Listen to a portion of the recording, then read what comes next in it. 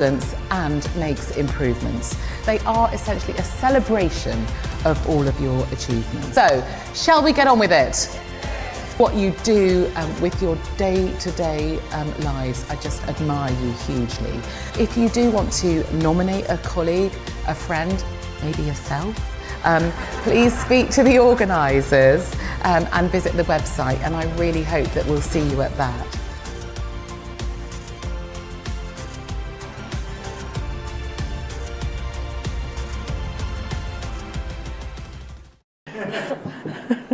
Okay, now the first award is.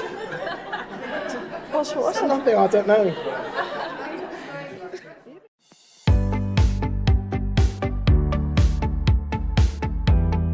We have had a 40% caesarean section rate in the National Maternity Hospital. That is major abdominal surgery. Around 40,000 mums did not return to work in 2022. It's even more relevant if you're a mum who's experienced birth trauma. We spend more money on litigation than we currently spend on the maternity services. It's bonkers. It's in all of our interests, and particularly the government, to improve maternity services. We can't achieve our mission unless we bring parents and professionals together. A revolution needs to happen. We need to start working together. I know it's a hard time, but for goodness sake, it's the best profession in the world. Be proud to be midwives, be proud of the job that we do, and continue to celebrate our successes.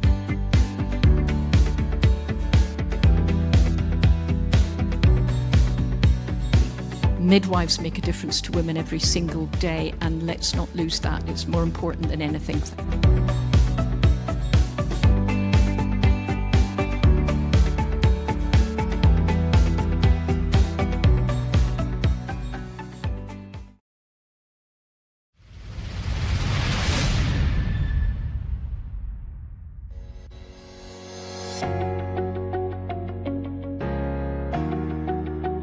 Welcome to Matflix, video streaming from maternity experts. My name is Dr. Jenny Hall. I am the box sets curator at Matflix, a fellow of the Royal College of Midwives and a former editor of The Practicing Midwife. At Matflix, we bring together videos of talks from top maternity experts into box sets to support your continued professional development, study and revalidation. It is a perfect study accompaniment for midwives, maternity professionals, midwifery students and anyone thinking about a career in the maternity services. My job is bringing together the latest thinking area by area so you do not have to. Not only do you get the video of brilliant talks and relevant content in thematic box sets, you also get access to the audio version so you can listen on the commute or while you walk the dog. Plus links to the latest research in the relevant field, government policy documents, the presenter's PowerPoint and more besides. Sign up to Matflix now for the best video streaming from maternity experts.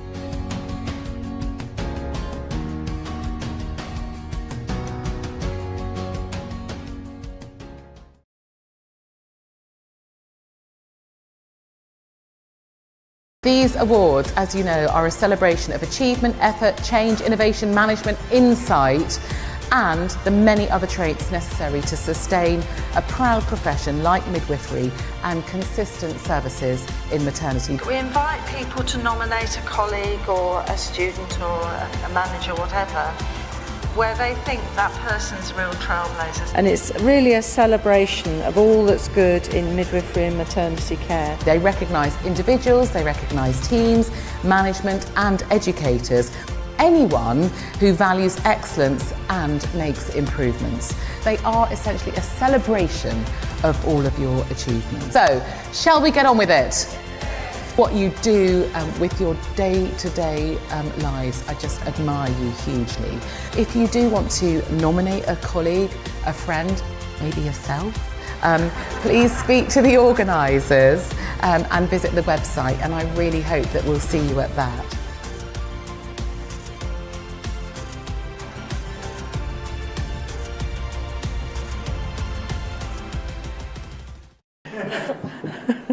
Okay, now the first award is. What's nothing, I don't know.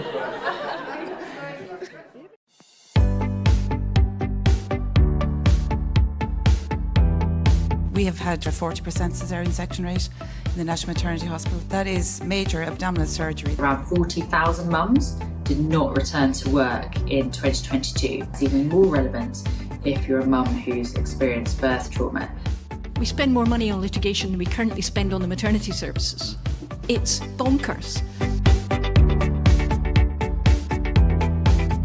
That it's in all of our interests, and particularly the government, to improve maternity services. We can't achieve our mission unless we bring parents and professionals together. A revolution needs to happen. We need to start working together. I know it's a hard time, but for goodness sake, it's the best profession in the world. Be proud to be midwives, be proud of the job that we do, and continue to celebrate our successes.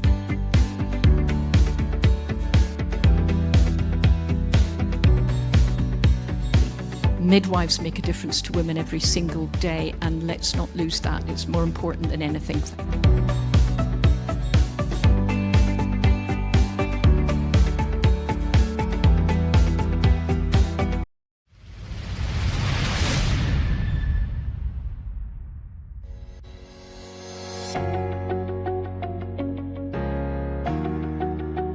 Welcome to Matflix, video streaming from maternity experts.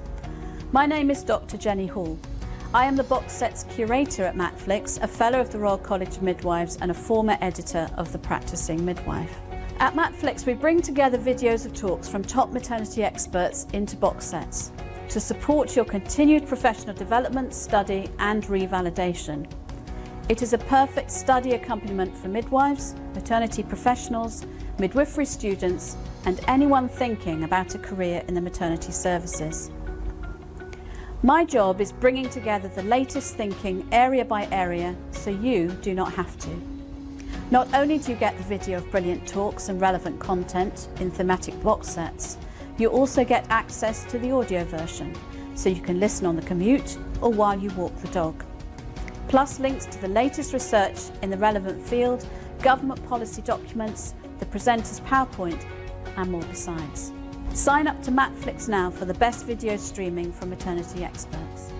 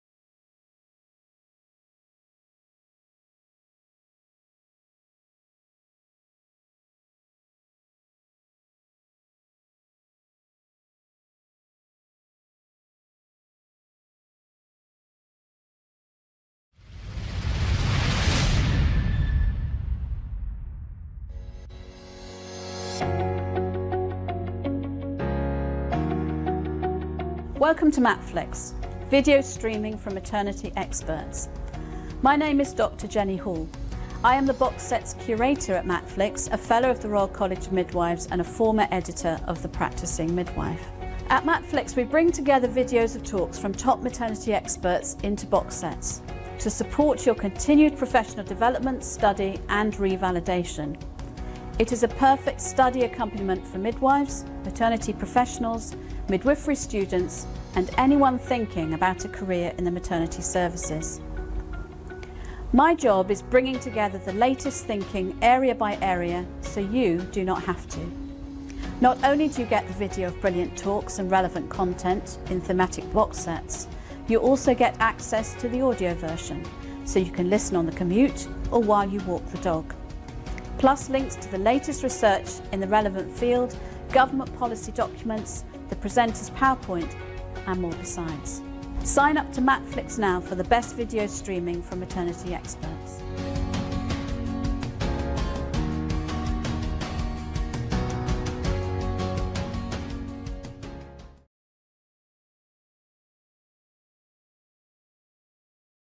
These awards, as you know, are a celebration of achievement, effort, change, innovation, management, insight, and the many other traits necessary to sustain a proud profession like midwifery and consistent services in maternity. We invite people to nominate a colleague or a student or a manager, whatever, where they think that person's real trailblazers. And it's really a celebration of all that's good in midwifery and maternity care. They recognise individuals, they recognise teams, management and educators.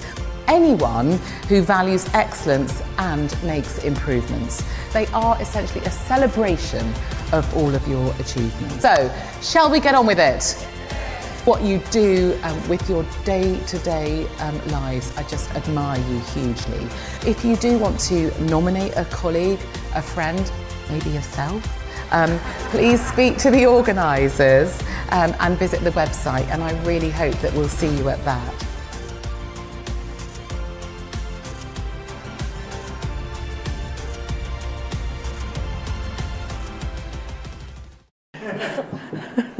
Okay, now the first award is. What's nothing, I don't know.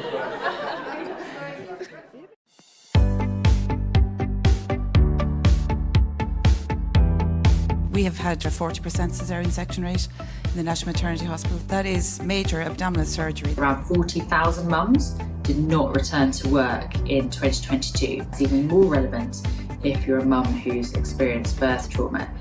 We spend more money on litigation than we currently spend on the maternity services. It's bonkers. It's in all of our interests, and particularly the government, to improve maternity services. We can't achieve our mission unless we bring parents and professionals together.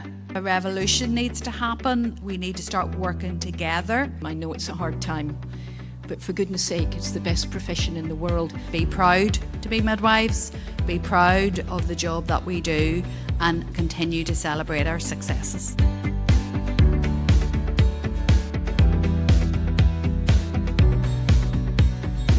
Midwives make a difference to women every single day, and let's not lose that. It's more important than anything.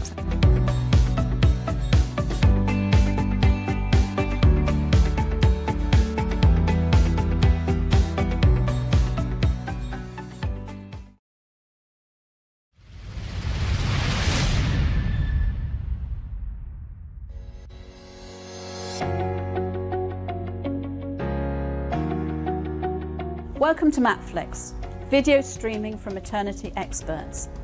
My name is Dr. Jenny Hall. I am the box sets curator at Matflix, a fellow of the Royal College of Midwives and a former editor of The Practicing Midwife. At Matflix, we bring together videos of talks from top maternity experts into box sets to support your continued professional development, study and revalidation.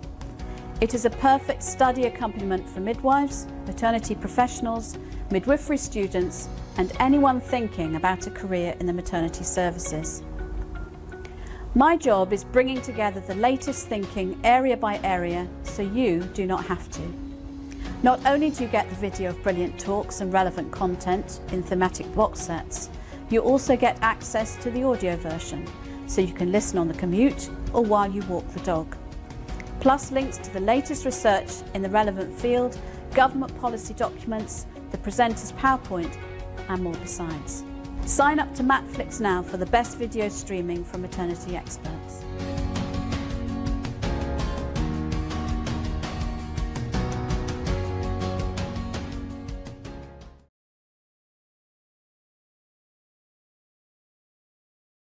These awards, as you know, are a celebration of achievement, effort, change, innovation, management, insight, and the many other traits necessary to sustain a proud profession like midwifery and consistent services in maternity. We invite people to nominate a colleague or a student or a manager, whatever, where they think that person's real trailblazers. And it's really a celebration of all that's good in midwifery and maternity care. They recognise individuals, they recognise teams, management and educators.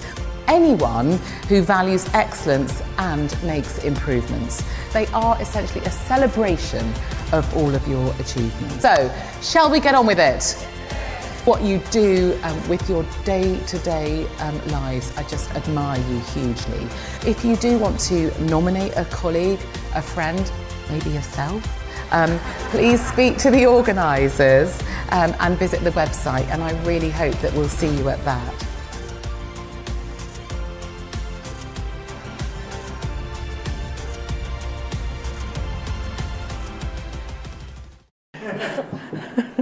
Okay, now the first award is...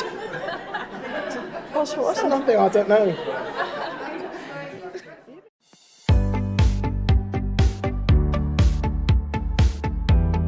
We have had a 40% caesarean section rate in the National Maternity Hospital. That is major abdominal surgery. Around 40,000 mums did not return to work in 2022. It's even more relevant if you're a mum who's experienced birth trauma.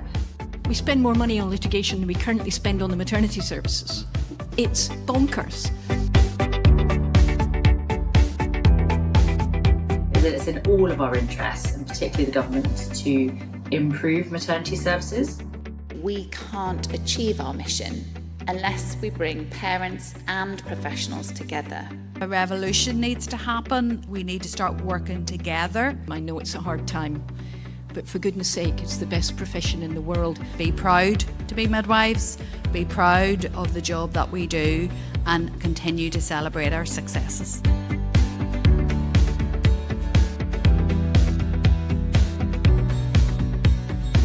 Midwives make a difference to women every single day, and let's not lose that. It's more important than anything.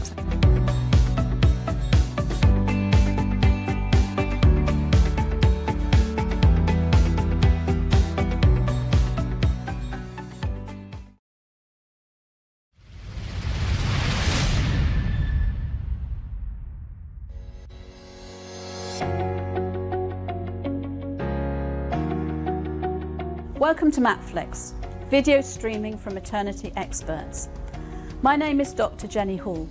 I am the box sets curator at Matflix, a fellow of the Royal College of Midwives and a former editor of The Practicing Midwife.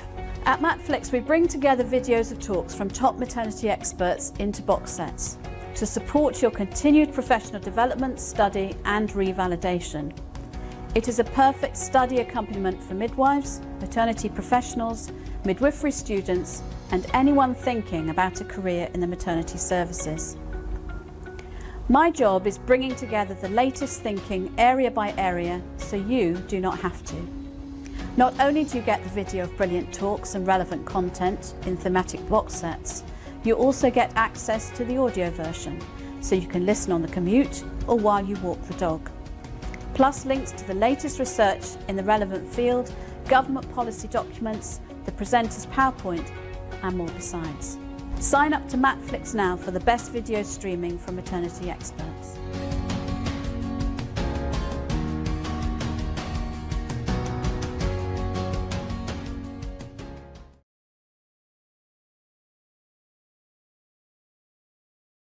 These awards, as you know, are a celebration of achievement, effort, change, innovation, management, insight, and the many other traits necessary to sustain a proud profession like midwifery and consistent services in maternity. We invite people to nominate a colleague or a student or a manager, whatever, where they think that person's real trailblazers. And it's really a celebration of all that's good in midwifery and maternity care. They recognise individuals, they recognise teams, management and educators.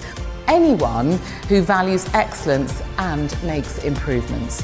They are essentially a celebration of all of your achievements. So, shall we get on with it? What you do with your day-to-day lives, I just admire you hugely. If you do want to nominate a colleague, a friend, maybe yourself, please speak to the organisers and visit the website, and I really hope that we'll see you at that.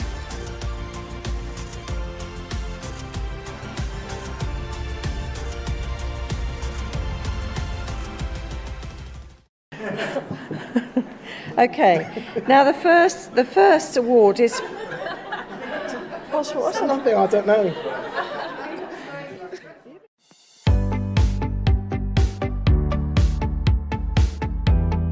We have had a 40% caesarean section rate in the National Maternity Hospital. That is major abdominal surgery. Around 40,000 mums did not return to work in 2022. It's even more relevant if you're a mum who's experienced birth trauma. We spend more money on litigation than we currently spend on the maternity services. It's bonkers. It's in all of our interests, and particularly the government, to improve maternity services.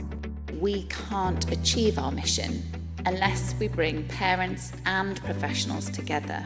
A revolution needs to happen. We need to start working together. I know it's a hard time, but for goodness sake, it's the best profession in the world. Be proud to be midwives, be proud of the job that we do, and continue to celebrate our successes.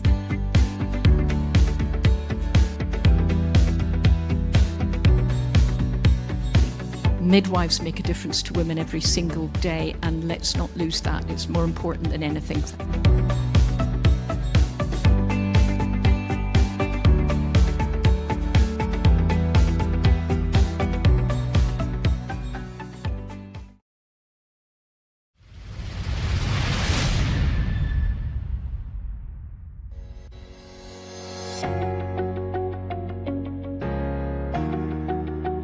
Welcome to Matflix, video streaming from maternity experts.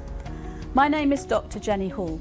I am the box sets curator at Matflix, a fellow of the Royal College of Midwives and a former editor of The Practicing Midwife. At Matflix, we bring together videos of talks from top maternity experts into box sets to support your continued professional development, study and revalidation. It is a perfect study accompaniment for midwives, maternity professionals, midwifery students and anyone thinking about a career in the maternity services. My job is bringing together the latest thinking area by area so you do not have to. Not only do you get the video of brilliant talks and relevant content in thematic box sets, you also get access to the audio version so you can listen on the commute or while you walk the dog. Plus links to the latest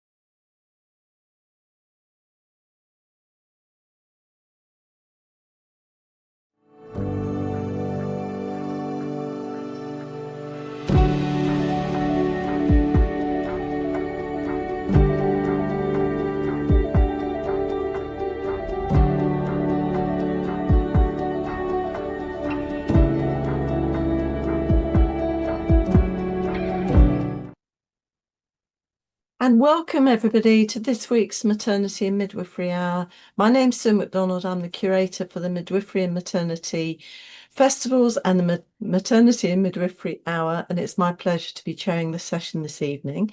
And it's week 2 of the 18th series. I'll be talking a bit about that in a mo. But before I do, as we always do with our guests, we always ask them to share a moment of the week. And I've got 2 wonderful guests today, Lisa Allen and Maureen McDowell. Now, Maureen's got a little bit of a croaky voice today, but she's still going strong. And we're going to ask both of them to share a moment of the week. So should we start with Lisa? Let Maureen recover. Welcome. Thanks, Sue. Thank you for coming. Thank you for having us. My moment of the week would be my youngest daughter got her provisional exam results this week, which are all very exciting and start of an exciting journey to look forward to. So that's my moment of the week. Oh, now professional exam. Now, what does that mean? So she's been doing her provisional exams, so her prelim examinations in Scotland before she goes on to do her summer examinations for her final year at school. Wow, fantastic. Oh, well done her. Thank you. Well, thank you, Lisa, for sharing that. How about Maureen? Can you compete with Lisa? Not at all, Karen, I'm afraid. Well, it is family related, but I'm having my son over for dinner tomorrow, which is really nice because I haven't seen him for a couple of weeks. So, yeah, he was popping over and I said, oh, why don't you stay for dinner? And he said, I would love to. So I need to think about something nice for us to cook for tomorrow. So that's my spot for the week. Oh, fabulous. That's lovely. So we've got really family focused today. That's superb. Thank you so much, Lisa and Maureen. Now we're going to let our 2 guests wait for a moment because I'm going to do my usual discussion. Just to remind people where the Maternity and Midwifery Hour came from, which was right at the beginning of the first COVID lockdown in 2020, March 2020. So we're coming up for the 6th year after COVID. Can you believe it? Because sometimes and I often say this, it feels like a lifetime away, and yet it doesn't. You know, you see someone in mask and it all comes back very quickly.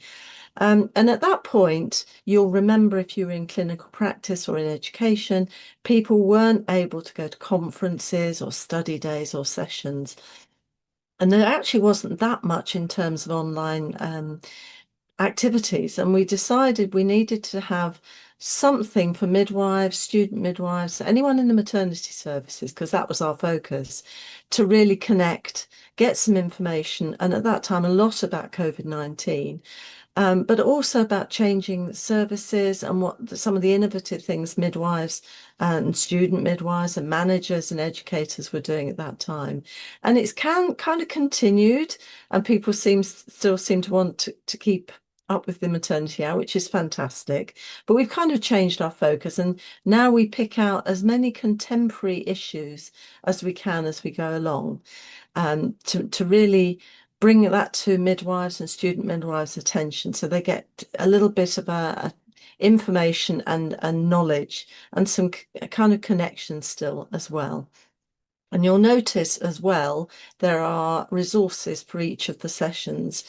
Now, it's a list, and it's not huge, and you don't have to read everything, but you will find something which will be useful. And I'm sure Lisa and Maureen will refer to some of the things on the list, and I will too, and you might find that useful. The other thing about this, if this is your first time using Maternity and Midwifery Hour and Maternity and Midwifery Forum, we record everything. So if there should be a power cut, don't panic, because everything is recorded and you can catch up at a later point. Also, we love you to share. No cost, you just share with your colleagues, and that's actually very good to help you remember things and actually get things right in your brain. You can have a nice debate and discussion with your colleagues over the next few days after this evening and really get it in your mind, what we've been learning today, which would be fantastic. Also, all of the things that are recorded are looked after by our friends at Matflix, which means you can access a whole raft of things. All the festivals, all the maternity midwifery hours have been put in this little storage area, and you can go in and find lots of information there, which is really useful if you're doing a project or a dissertation, you're doing an assignment for college or university, or you're doing some practice development. Really useful to access that.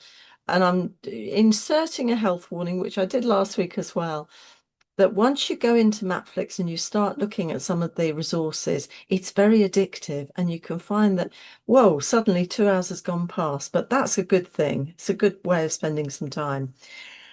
And I'm also going to say now, look after yourselves. Now, Maureen reminds me that because she's got a sore throat today. There's a lot, it's winter, it's January, it's after the Christmas break, and January is always a bit low time, isn't it? And it's a time when there's a lot of coughs and colds and flu around. So look after yourselves, make sure you're getting plenty of rest, and get into the healthy eating, which is what we're meant to do after Christmas, isn't it?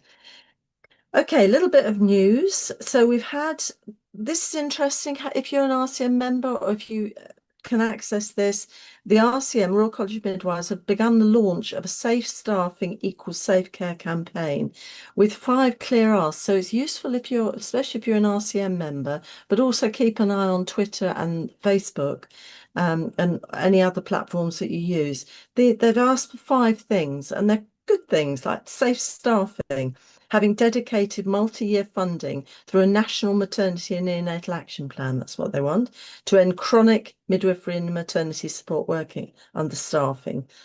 A learning profession, protecting the future through 52 hours of protected paid time to supervise student midwives, and complete all those continuing professional development things.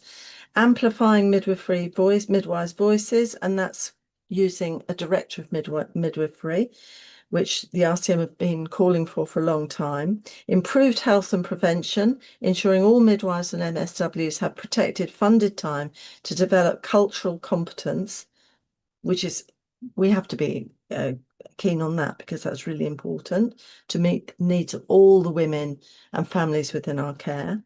And our workplace, your birthplace, prioritising poor maternity estates for urgent investments. And that's a big thing. People have been talking about the fact the hospital areas and are quite neglected, some of them, and need attention as a matter of urgency. So have a look for that. I think they had an open drop-in session for MPs yesterday in London. And I dare say there's going to be lots of things going through as they're sharing this campaign, which is fantastic. Now I'm going to say, are you doing a project or a research piece, anything like that? The RCM also have some small research awards, and I put the link on resources there for you as well. And I think that there's also an article on supporting the use of paracetamol during pregnancy, because there's been a whole debate about that, which was raised internationally, as many of you will know, saying paracetamol wasn't safe. And the study that has been presented, which is also on your list of resources, has indicated that it is the safest thing to use for pregnant women, childbearing women also. There's also a good blog from Dr. Sarah Wickham, which actually gives a bigger picture of how midwives and women are kind of integrating the use of paracetamol. That was very interesting, also on your list. Okay, we're going to look this evening at, no, so I'm going, because I'm speaking very quickly, I do beg your pardon. We're looking at the work, we're looking at neurodiversity, and that's been a little bit more in the news, which is a really good thing, because that sort of signifies the variety of women and families we meet as midwives, and that's to help us. And of course, some of us are neurodiverse, and that has to be acknowledged, whether we've been kind of diagnosed or we just know we're slightly different. And that can present some challenges, especially to women coming into maternity services. For us to meet those needs, it's useful to have this more information. So in this session, we're looking at a really pioneering piece of work being carried out in Glasgow and Greater Clyde, And I'm delighted to welcome our two speakers. The first one is Lisa Allen, who's a specialist midwife in perinatal mental health with NHS Greater Glasgow and Clyde. She has 20 years experience as a midwife and currently works within a maternity and neonatal psychological intervention team. And in that role, she supports women with complex pregnancies and those who've experienced previous difficulties with birth. So quite a complex role, Lisa. And then also, I'm delighted to have Maureen McDowell, who's a project officer at Healthcare Improvement Scotland, working with the Community Engagement and Transformational Change Directorate. And she's a member of the support team for What Matters to You, which you're going to hear about just now. National network contributing to work that supports engagement, improvement and transformational change across health and care services. Welcome, Lisa and Maureen. The screen is now yours, but thank you so much for coming this evening and sharing your work. Thank you, Sue, for having us. It's a pleasure to be here. Thanks, Sue. So as Sue has said, everyone, my role as the perinatal mental health midwife, one of the perinatal mental health midwives within Greater Glasgow and Clyde within the maternity and neonatal psychological intervention team. So this team is made up of specialist midwives and psychologists, and my daily work is to support women such as those who have a complex pregnancy which is impacting on their maternity care, current or previous birth trauma, or even tocophobia. So I also undertake birth debriefs as well. And I like to complement routine antenatal midwifery care that women are receiving from their community midwife. So I like to support women to navigate their appointments, plan for birthing, working in partnership to discuss enhanced birth preparation. I have a caseload of approximately 30 women, and I support women for referral from referral, which could be at any point at the stage of pregnancy up to 6 weeks postnatal. Maureen and I have known each other for a wee while now. And I just know that Maureen has the vast knowledge in the What Matters to You campaign. So I asked Maureen to support and guide me during this project. And we've also got the approval from my line manager as well. So that's a little bit about who I am. And Maureen's going to do her wee bit in a wee second. So with our title of What Matters and How Women Are Helping Shape Maternity Services in Greater Glasgow and Clyde, the aim of this project was, during the past 4 years of being in post as the perinatal mental health midwife within the MNPI team, I began to identify women that I was supporting were describing difficulties in communication or understanding the way people communicated with them. So particularly women with a diagnosis of neurodivergency or women who had some insight into their own communication needs. I became more aware of women using maternity services often felt very vulnerable, excited and overwhelmed at the prospect of the unprecedented elements of pregnancy and parenthood. So alongside high expectations of the general female population rising as well, this may also have an impact on women and the services that we provide and the staff providing those services. So this could be really challenging for staff to manage. So when we ask ourselves, what difference would the What Matters to You tool make in improving the services for neurodivergent women, we designed a tool to see what's important to women and to listen to their experiences. I started this project because I understood that the What Matters to You conversation would be so valuable. Understanding what helps women communicate and being listened to would make a big difference in their experience. And I was hearing the same theme come from debriefs about birth experiences, lack of communication in the labour room with the midwife, no discussion about what was important to the woman, making her feel dismissed or unheard and even lonely. Staff being too busy to make time to talk, understand if women had any worries. So this project has been running for about 9 months. It remains ongoing. We are continuing to take time to share our project, and hopefully throughout the course of our discussion today, you'll hear about the next steps as well. So we're continuing to gather information from women, from staff in relation to how useful the tool has been in practice. So to start things off, I thought I would give you a wee bit of a story about a few ladies that have explained their lived experiences with me. So let me just say, so Caitlin is a 28-year-old lady. I met Caitlin when she was about a few weeks into her postnatal period. We met to have a birth reflection. Caitlin was very distressed when I mentioned her birthing experience. She felt she wasn't made aware of what was happening. Lots of people were present in the room. Lots of people were not talking to her, which made Caitlin feel the worst. She thought she was going to die. This psychological trauma had stayed with her until well into the postnatal period. The impact that this had on her recovery from her unplanned caesarean and being unable to bond with her baby in the way that she had hoped for made her feel as if she was always to blame for the outcome of her unplanned birth and postpartum hemorrhage. However, with my support, we discussed and worked through that it was not her fault that she had an unplanned caesarean birth, and we worked through the psychological trauma to give her understanding of why some things had occurred in her birthing story. Mary's a 37-year-old lady. She has 2 children. She had a long-term history of personality disorder. I first met Mary during her first pregnancy. She felt nobody listened to her own concerns and awareness about her mental health deterioration in pregnancy. Mary and I worked together to have a birth plan, and she felt suited was to her needs. Mary found caregivers didn't listen to her, making her feel dismissed. Mary was frightened about this unknown factors of the birthing experience and becoming a mother. All she wanted was for someone to offload to, listen to her worries, and help her navigate how the worries could be reduced, with information and preparation for them before they occurred. Just a little bit of insight into why this project has arisen and some of the stories that I was hearing within my job role. I'm going to pass you over to Maureen to introduce herself. Thanks, Lisa.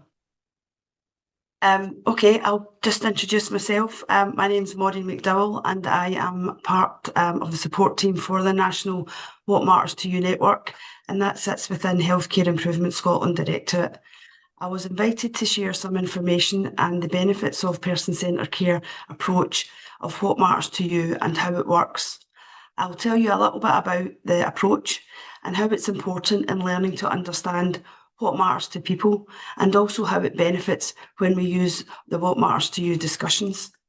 So the background to What Matters to You is an approach, and it's used when delivering person-centred care. It actually started back in 2012 as an international movement, and it was designed by healthcare professionals to promote and practice careful, kind interactions with patients. This was in response at the time to the backlash of how healthcare was being described at the time as more of an industrialised healthcare system. For example, there was time limits now for appointments that were getting cut with GPs, and some clinical staff were actually looking at how they could fix problems in isolations in clinical settings. So it was looked at as the patient versus the person rule. But taking a What Matters to You approach focuses on and supports meaningful conversations between health providers and the people receiving the care and their families. So what is the connection with between person-centred care and What Matters to You? So where does What Matters to You concept and framework fit in? The What Matters to You approach actually underpins person-centred care. A service can't personalise care without first finding out what matters to that individual that's using the care, their family and their carers. Actually knowing what's important to patients helps us to enable to support them to live a fuller life as possible, and also helps the coordination of that care across services and through time of them using those services. There are 4 characteristics of person-centred care. You'll just see them on the slide there, but I'll just briefly touch on each one. So person-centred care is personalised, it's coordinated, and it's enabling. And importantly, it's about treating people with dignity, compassion, and respect. We want to provide care that supports and respects people's individual beliefs, their values, and their preferences. And when we deliver care and support within a What Matters to You context, it helps us to treat people as equal partners, and this should always start with listening and understanding someone in the context of their individual circumstances, and very much about the things that matters to them. At this point, this is where we can have a what matters to you discussion with people. This way meets the fundamental requirements of actually the human rights-based approach to supporting people, and it also fits within Scotland's national health and wellbeing outcomes. What matters to you approach, it's holistic. Staff can actually see what's important to the service user. The approach allows for connection at a very much individual level, with a focus on listening to and understanding the service user. And the important things that they value gives more a holistic view of that person, rather than as seeing them and identifying them as a patient. It also allows trust to build between staff and patients. It promotes kind and compassionate interactions, and it can make a significant difference to the experience of a patient. There has been studies that show patients feel more listened to, and they've reported that they've had an active part in their care, and they're not thought about as a patient, but actually a person. So one example is not having to repeat the same things over and over again. Sometimes if you're telling different people the same thing, it can be quite frustrating. If you have that what matters to you conversation, one person knows about it, it's written down, and people can understand that the information's there for them to see. Using this approach can also alleviate challenges in service delivery, and again, it's been reported that it can make for more of a job satisfaction for staff, because they're actually getting to know that person in a very holistic and sort of grounded way. Knowing what the person values can help how they deliver the service. It can also be used to understand what the important things are for patients and staff and patient care. Recently, it's been used within staff meetings and development sessions by asking what's important to them and what they value in their team. The teams that have applied this within work setting, they get to find out about the little things that can make a difference to how folk work, or what they feel is important within their team. And it also gives time for reflection by asking, listening and doing. And it fits very much with the improvement approach of you said, we did. I'll hand you back to Lisa. Thank you. One more, Maureen, sorry. My apologies, sorry, I've not clicked on. Sorry, my apologies. Thinking about the circle of person-centeredness, this is where what matters to you fits in the middle. You'll see that from this diagram. So this diagram is Ballot and Campling. They've given a very sort of good visual overview of what person-centered the person-centered approach is. So looking at the big picture, this diagram explains to us of how at work we should think when we're actually interacting with people, how we approach the interaction in a kind and thoughtful way. So this paper was introduced, the Ballot and Campling, it was introduced on the back of the responses to the NHS England staff. I think it was the Christie report. I think it was back in 2013. And this service was actually being criticised by because they were not meeting the brief of how they delivered the services to their patients. So what kind of idea is this person-centeredness? It's not a soft, sentimental feeling that we add to our actions like a nice to have. It actually motivates us to approach our work in a very kind and considered way, and how we get the best outcome for patients in service and us as service providers. It helps build trust and understanding. It's actually an approach that can inspire our actions and affect how we undertake tasks. It can be a way or an energy force that helps us be more creative in problem solving, and it can inspire and focus our imaginations and goodwill. In short, being kind builds a relationship and a connection, however brief, with the service user, who is the patient and who we can help with their care and as part of our team. So the What Matters to You is a tool that can help do this towards developing the well-being of the person we are interacting with, if we take a moment just to listen, to act and to do what matters. So this approach can achieve a lot of benefits. It actually generates kindness and trust between staff and the patient, and it develops relationships, as I've said, even if they're just brief moments of chatting with someone that's in your service. And it can lead to better outcomes Building these relationships from the approach of kindness can reduce anxiety for staff and for the patient, and it improves satisfaction and generates and improved conditions that work towards good outcomes. And it can also make the working environment better. So to help a good working environment for most workplaces, there are 3 very specific areas that generate and create those positive conditions for people to thrive and flourish in their work.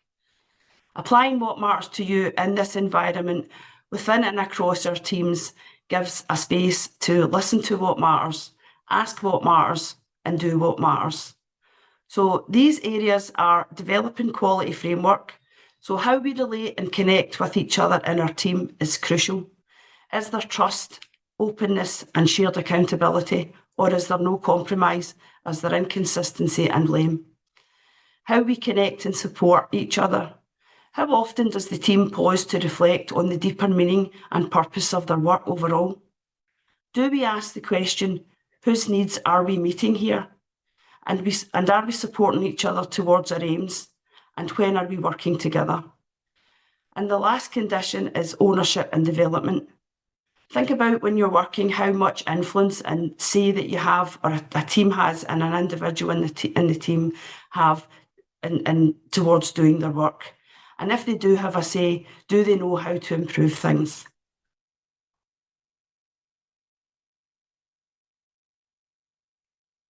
So the What Matters to You approach is a baseline to person-centred care.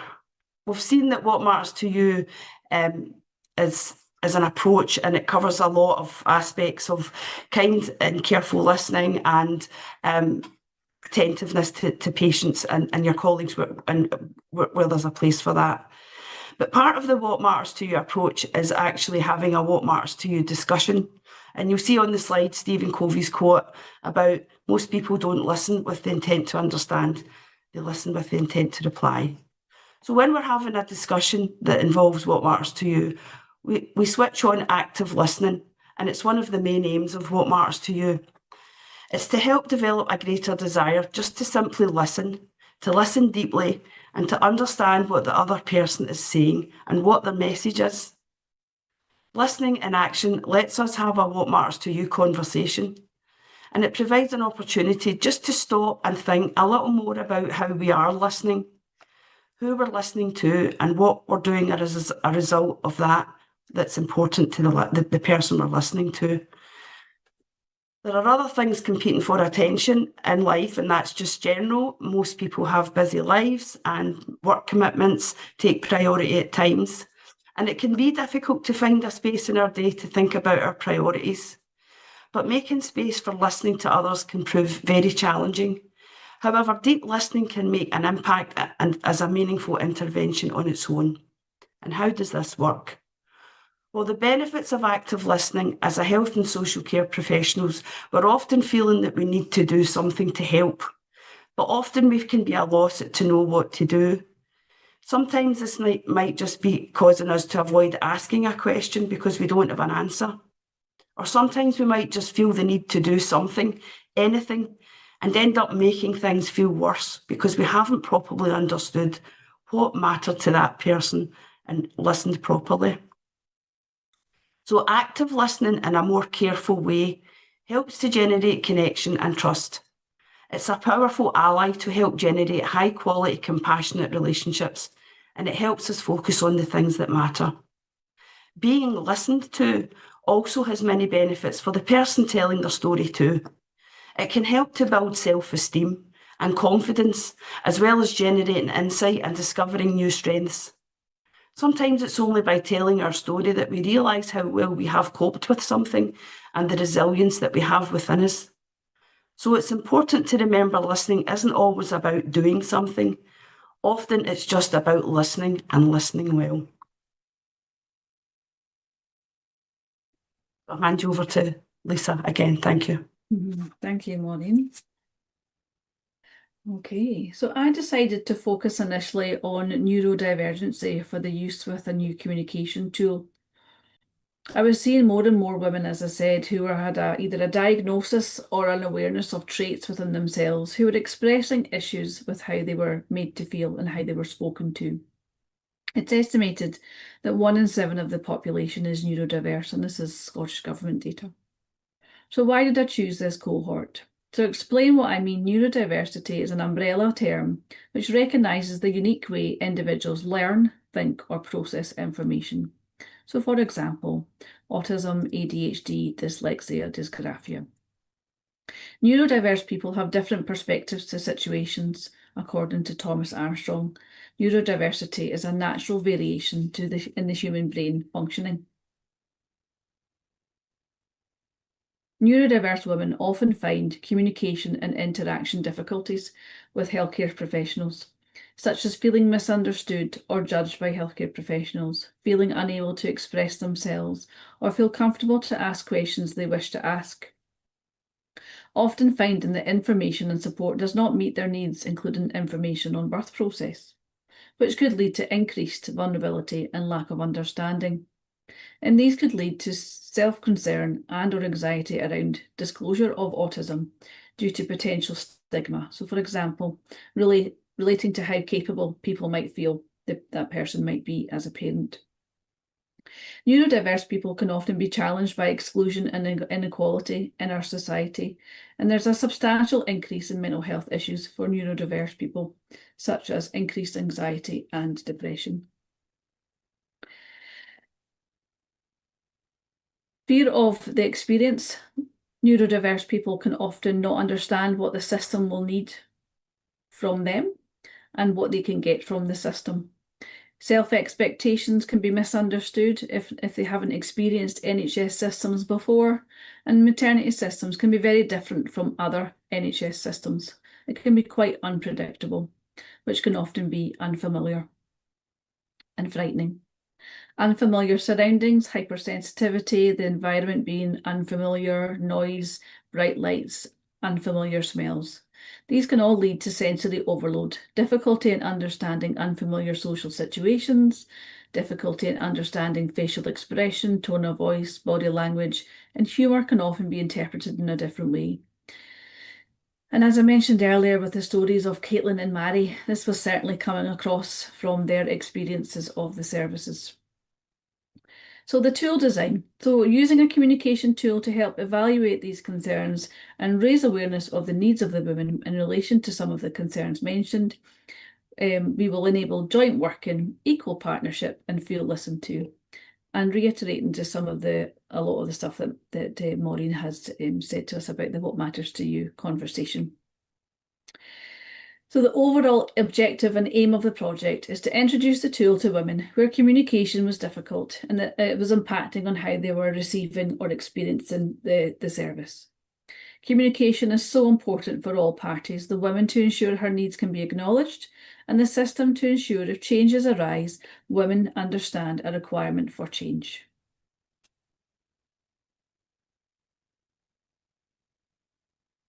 I was hearing lack of communication was a main theme when women were unhappy with their care or birth experience. Communication is so important to women, the way we communicate, the language we use, and the way it's interpreted by women. So I decided to introduce the tool with women to be used to indicate what matters to them, thinking and discussing the journey of pregnancy, labouring, birthing, and communication needs may change during these periods. I discuss how the woman has the power within the tool to own how she is communicated with. Women tell me that they felt spoken down to rather than being asked, what would work for you? How can I accommodate your need, making women equal partners in their maternity journey? So I introduce the tool as early as I can when supporting women with neurodiversity. So if women are referred to me through the MNPI system within Greater Glasgow and Clyde in the south of Glasgow, I would then meet with the women who have been accepted for Birth Matters work, and then I introduce the tool as soon as I can with them. And I have women even saying to me that they have felt a weight lift from their shoulders immediately after discussion about giving them the empowerment to feel as if they've been listened to. I introduce the tool and we can see instantly what a positive impact it will have. The staff have an awareness of what's important to the women as well, and women often feel that they are a bother. Having the staff be aware of simple but important aspects of what matters to them is very, very helpful. Most of the time, I ask women to carry out the tool and share with the staff when they have an appointment, attend for an assessment, or are in labour or in the postnatal ward. This has proven to work effectively if the woman has completed the document. I haven't had anyone that's really not completed the document, most of them have. We work in conjunction together, and I like to use it alongside and in conjunction with an enhanced birth plan as well, so that they're working in side by side. So as an example of a positive experience of working with the wider team, I had a lady who was fearful of birthing her baby. She was planning a planned caesarean birth. She had had many hospital admissions before and had a fear of having a cannula inserted into her hand.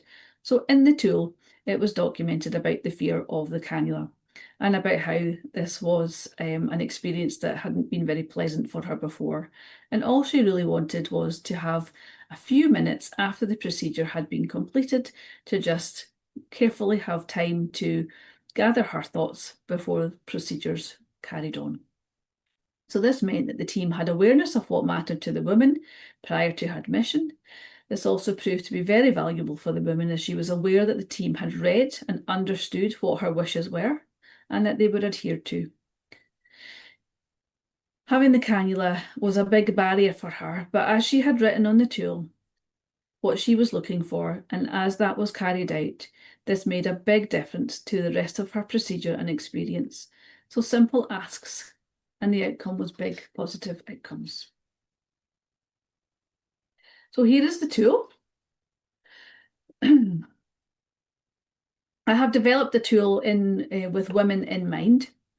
So just to give a wee bit of clarity, some of the headings here. So we've got 8 boxes, and within each box there is a specific heading. I have collaborated with women neurodiverse women in respect to the headings and the wording and the language that's used that feels comfortable for them and understanding for them too. So things like use of language, terms that people will relate to, the ones that always stimulate conversation are things that I love. There are things that make you feel more at home, for example, that might be bringing in a blanket. Other things that I might struggle with, food, smells, hospital smells, all these kind of things. And a lot of the times we can't maybe make changes to them, but if staff are aware of the difficulty that neurodiverse people might have with some of these things, then we can try and ease it a little bit. So I like to use the tool throughout the course of the journey with women, from the time that I have seen them from referral right the way through their antenatal journey, making expectations for the service and women manageable and achievable. Maureen and I have communicated on a wider maternity team where possible, the pilot study, and how women are using the tool. The maternity team have welcomed the use of the tool and encouraged the women to express their needs by using the tool too. Our next steps also include more awareness of the study within the wider unit or even the wider NHS within Greater Glasgow and Clyde. And we have met in small groups to introduce the pilot, which has had positive responses so far. Okay.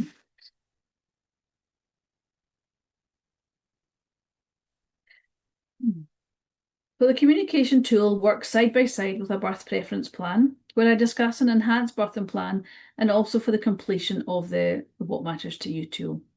I tend to ask women to maybe complete it themselves or with their birthing partner, or if they're more comfortable to do it with me, then we will spend time as much as we need to do that, and I have done all of those. So this has proven to have a positive impact on the birth experience of the women that have used it. Maureen and I have gathered some information from women and staff, which has highlighted the positivity for women compared to the themes I was discussing at the start of this discussion. And as my role of perinatal mental health midwife, I'm invested in ensuring that women's mental health is the best it can be during a time of transition and life-changing experience of a woman when she becomes a mother. Becoming a parent is an experience that reshapes people's lives. It can bring joy, intense anxiety, and therefore it can be a challenge, specifically for neurodiverse women. And evidence suggests that neurodiversity impacts aspects of pregnancy and childbirth differently to people who are not neurodiverse.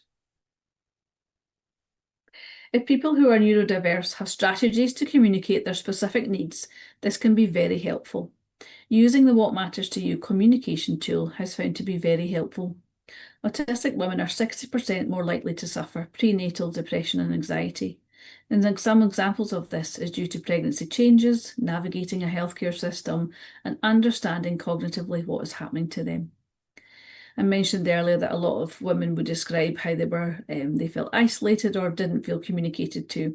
So the use of this tool and the embedding of the information within the tool itself will enable the staff to be able to know what matters to that person.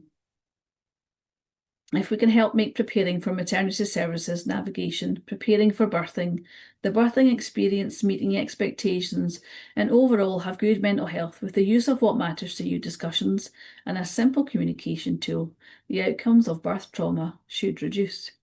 Expectations will be more achievable for both women and service provision.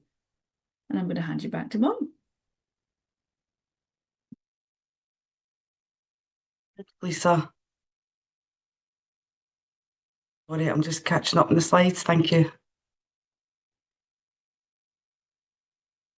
Sorry, I'm just looking for the right slide. My slides aren't moving properly. Sorry.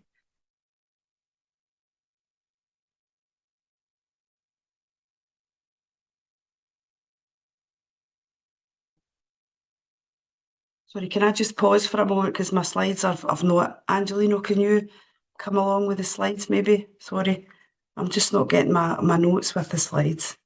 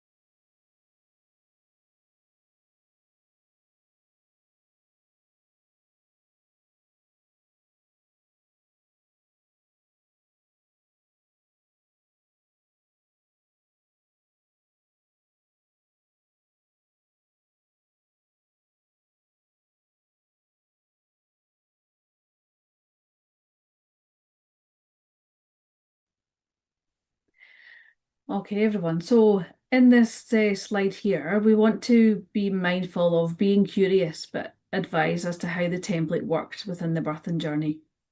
So taking part in the study, processes of the discovery questions were then asked. So this is objective questioning, which is curious and allowing people to tell their story. So this is gathering qualitative information that can be themed. So how we gathered the feedback from the women, Maureen carried out discovery conversations that included touch points of their journey. And usually that starts within defining the steps of the journey as asking one or two questions at each relevant point, and then opening up the conversation to how they experienced this journey. So using the approach through a trauma-informed lens and ensuring that women feel safe to do so, Maureen would ask the questions and clarify who, what, where, when, and how.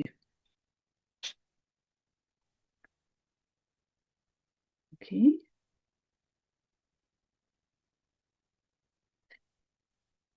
Thinking about the possibilities of the wider use of the tool across the service. We have been thinking that the next steps would be to widen. How could we widen our audience of using the tool?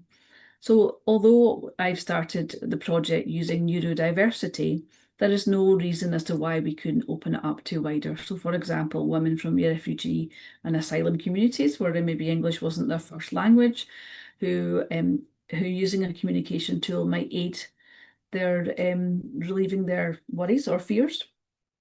And likewise, women from the deaf community, so having things written down might also be very helpful. And in fact, I have used that for a woman who was deaf in the last year, and she found it extremely helpful in comparison to her previous birthing experience, where she found it really difficult to communicate with the staff. So by asking what matters to women at a life-changing and vulnerable time of their lives enables us to be equal partners in their care journey. Women feel they're being cared for accordingly to their own needs. They feel they're being heard, and overall they have a positive experience. So this tool gives ownership to enable expectations and provide women to advocate their needs.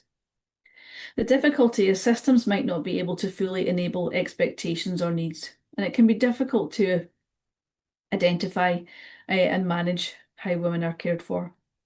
So this has helped establish relationships with staff, creating a nurturing environment, and provides affirmation which creates understanding, reduces overwhelm, and reduces anxiety. And it's essential that maternity staff nurture compassion and increase general awareness of how important the attitude and behaviour towards neurodiverse people can impact them. So with proper planning and implementing the What Matters to You discussion, overall, we're helping to shape maternity services. So the overall aim for the communication tool is to ensure that it is helpful and that we have approached a way of understanding the communication difficulties women who are neurodiverse can have when accessing maternity services.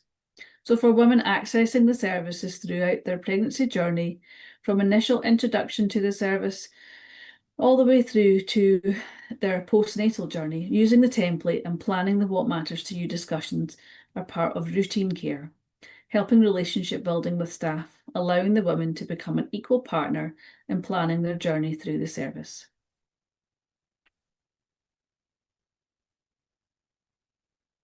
Thank you very much for listening. And as Maureen, as Sue has said, we have some resources that you'll find that Sue will send out later. And if there are any questions, we're happy to have them too. And lastly, we would just love some feedback from yourselves so that we can understand that this has been helpful. So the first question we have is, what is your key takeaway message from today, and how might you change your practice going forward?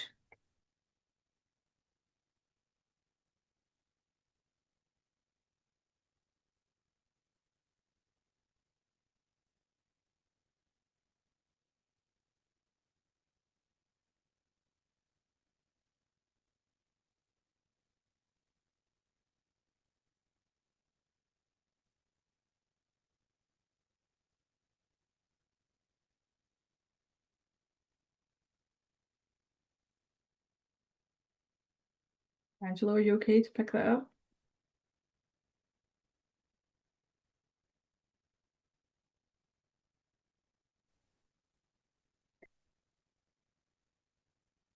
Okay, next question.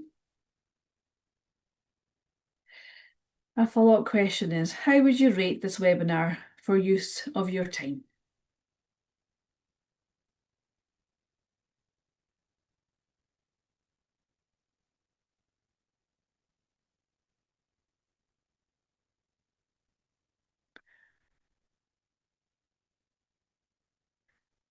And lastly, please tell us in just a few words what you liked about the webinar.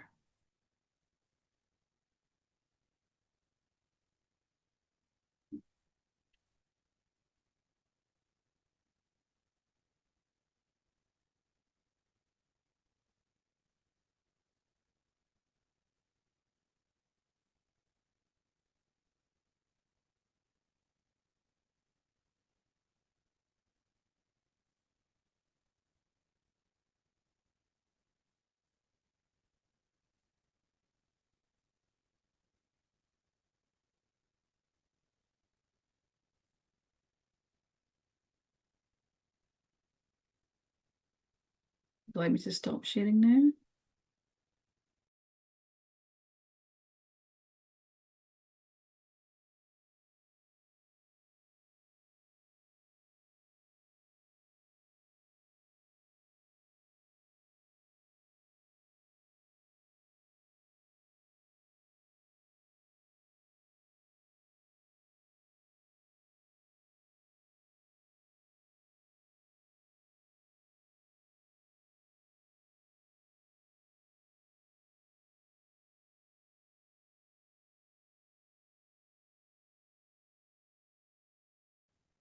There I was talking away to you and I wasn't online.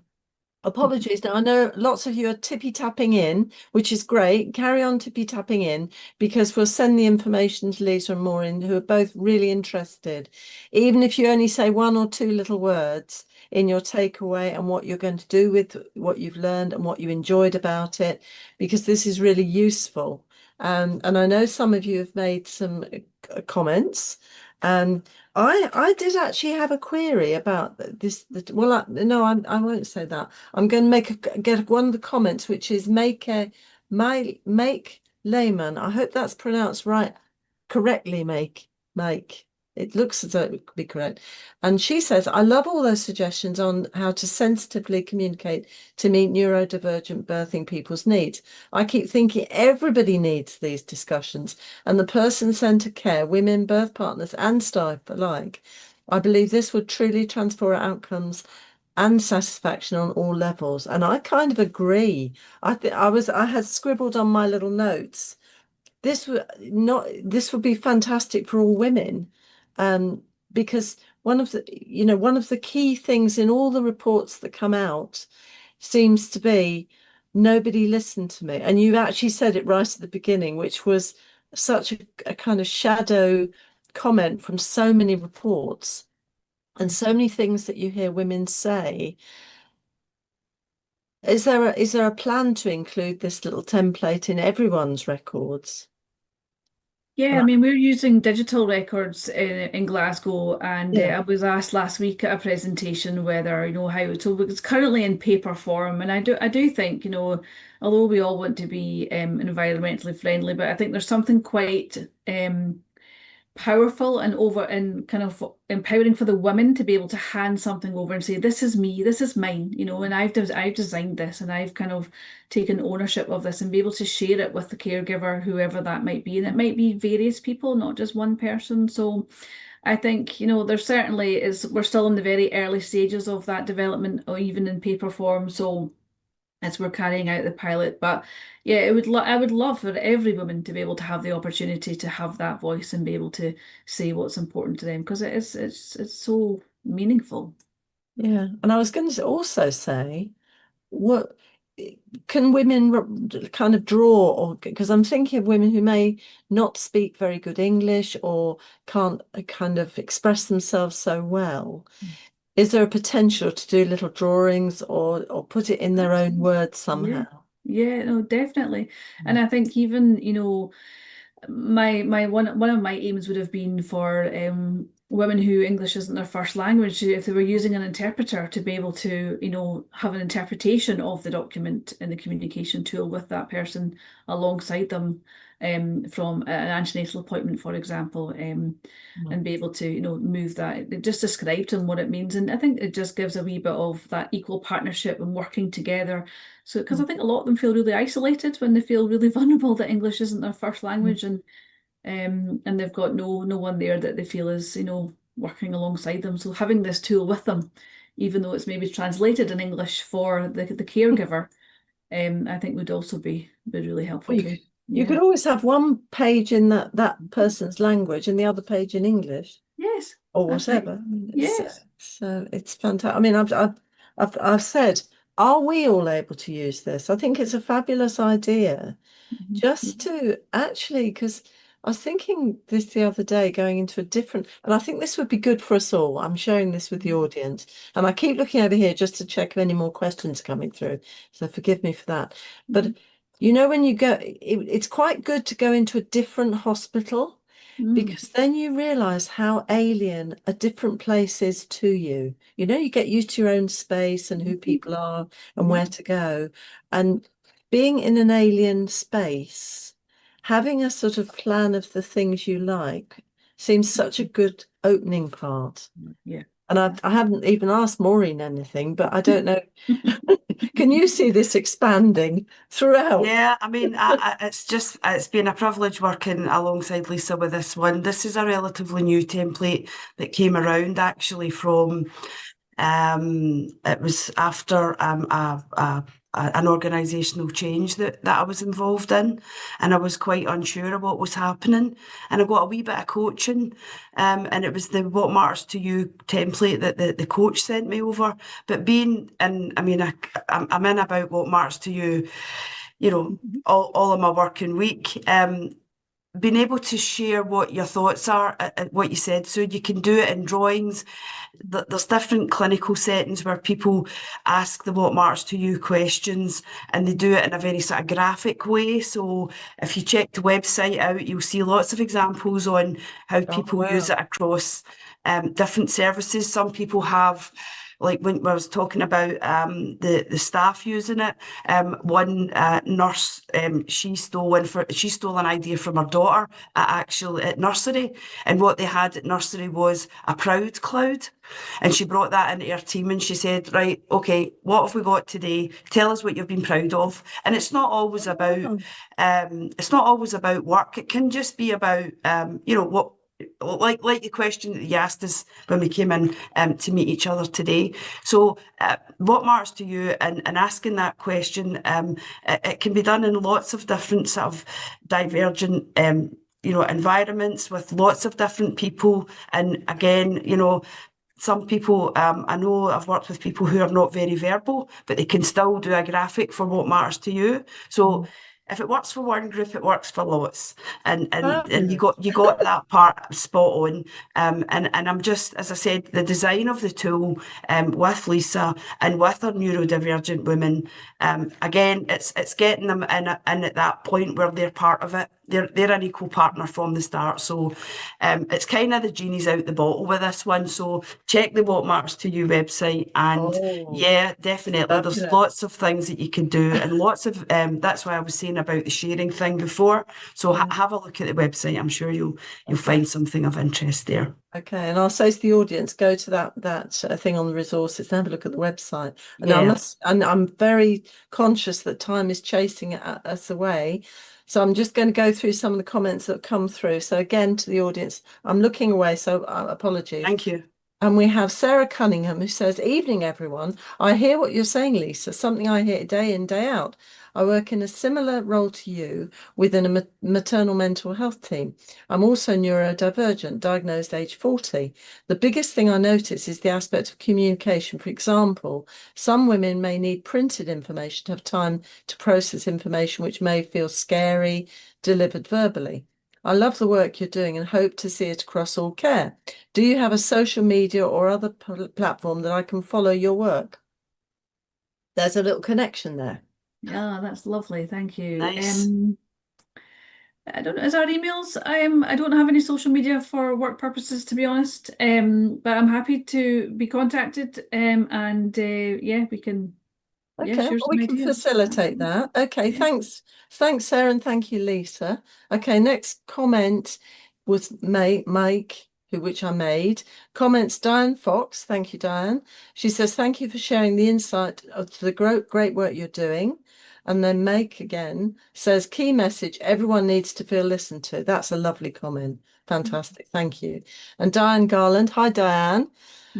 Thanks for your hard work and sharing with this group. Ros H says, hi, Ros. Learning to listen is better is fundamental. Great. I want to find out more about WMTM. It's so relevant to everyone, every care interaction, as Meg says. So have a look at the website again. And Rose, hi Rose, says take home message is to be compassionate, listening, MDT, PMHT supportive, no stereotyping, no stigma. That's a lovely point. That's lovely. Yeah. I told you how fab our audience are.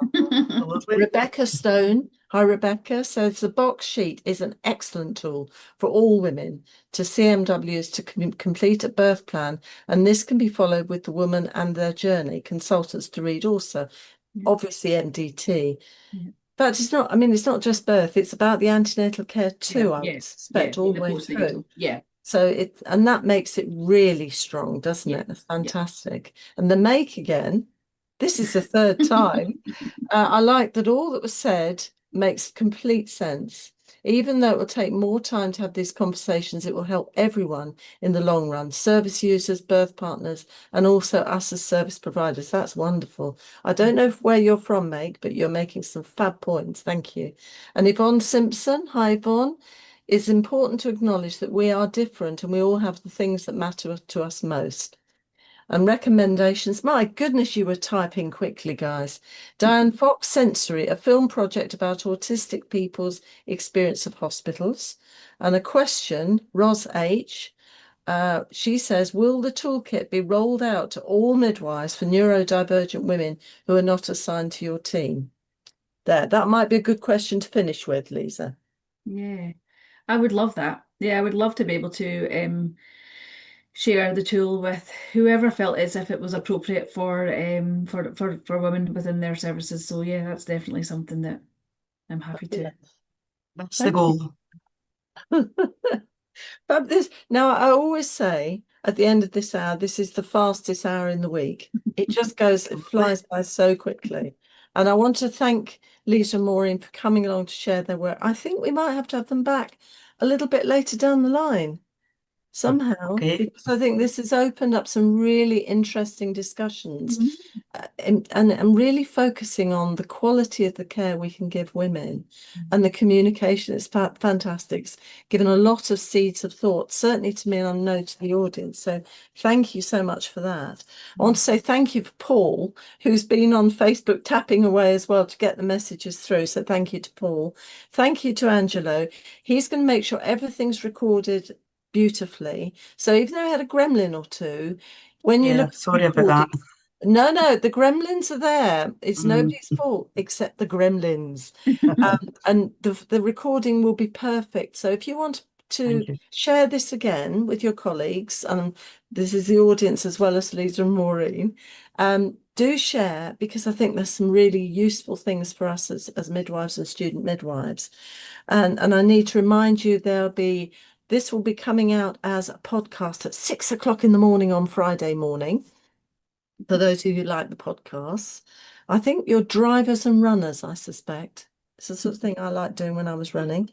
And they'll also, next Thursday, this will come out on the newsletter. So you'll be able to have a link to share and to use yourself. So that's fantastic. Now, next week, we've got Keely Grindley, she's going to be talking about maternity workforce and student midwives on anti-racist midwifery practice and racial inequalities. And you remember last week I talked about the Embrace statistics and information update that was available on last week's resources. So it's still a problem and still something we really have to work on. And also, I've got to remind you, if you haven't booked to come to the London Festival on the 11th of February, you've got time to book. We've still got a few places there. And finally, I want to say a huge thank you to you, wonderful audience. As usual, you are fabulous, fantastic questions and comments. All I need to say to you is see you next week. Take care of yourselves and take care of all your loved ones as well. Take care. Bye. Bye. Bye, everyone.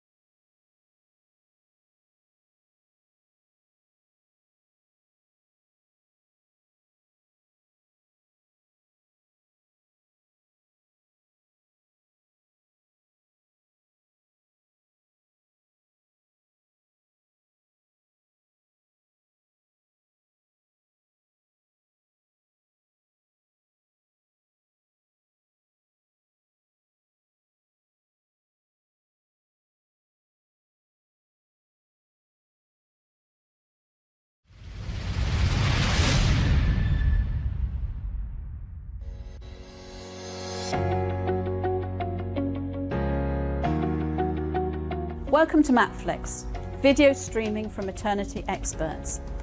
My name is Dr. Jenny Hall. I am the box sets curator at Matflix, a fellow of the Royal College of Midwives and a former editor of The Practising Midwife. At Matflix, we bring together videos of talks from top maternity